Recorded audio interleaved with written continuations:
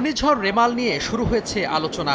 ২৪ মে শুক্রবার সকালে বঙ্গোপসাগরে নিম্নচাপ সৃষ্টির কথা জানানো হয়েছে আবহাওয়া দপ্তরের পক্ষ থেকে। নিম্নচাপ থেকে ঘূর্ণিঝড়ে রূপ নিলে তা আছড়ে পড়বে দেশের উপকূল অঞ্চলে, প্রভাব পড়তে পারে পুরো দেশেই। ওমানের আবহাওয়াবিদরা যার নাম দিয়েছেন রেমাল, যার অর্থ বালু। এর মধ্যেই চট্টগ্রাম, খুলনার মংলা, পটুয়াখালীর পায়রা এবং কক্সবাজারের মাতারবাড়ি সমুদ্র বন্দরে ১ নম্বর দূরবর্তী সতর্ক সংকেত দেখাতে বলেছে আবহাওয়া অফিস। মাছ ধরার যানগুলোকে গভীর সমুদ্রে না যেতে নির্দেশও দেওয়া হয়েছে।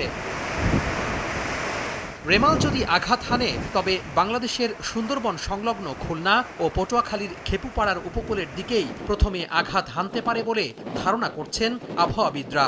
এর গতিবেগ হতে পারে ঘন্টায় ১২০ থেকে ১৩০ কিলোমিটার।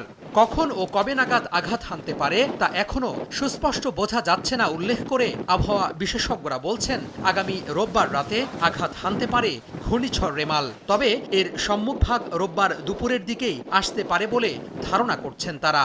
ঘূর্ণিঝড়টি আঘাত হানতে পারে উপকূলের অনেক বড় এলাকা জুড়ে, এতে ক্ষয়ক্ষতি বেশি হওয়ার আশঙ্কা করছেন বিশেষজ্ঞরা।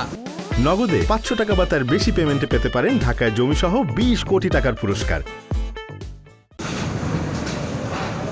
ঘূর্ণিঝড়ের কারণে সৃষ্ট বাতাসের গতিবেগ যদি ঘন্টায় ৬২ থেকে ৮৮ কিলোমিটার হয় তখন তাকে ঘূর্ণিঝড় বা ট্রপিক্যাল সাইক্লোন বলে।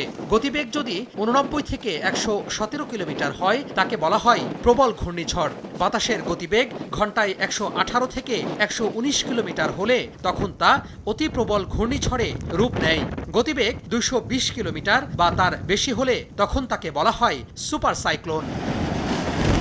তবে আবহাওয়াবিদরা বলছেন, রেমাল আঘাত হানলে তা প্রবল থেকে অতি প্রবল ঘূর্ণিঝড় হতে পারে, তবে সুপার সাইক্লোন হওয়ার কোনো শঙ্কা নেই। তোহা খান তামিম, সময় সংবাদ, ঢাকা।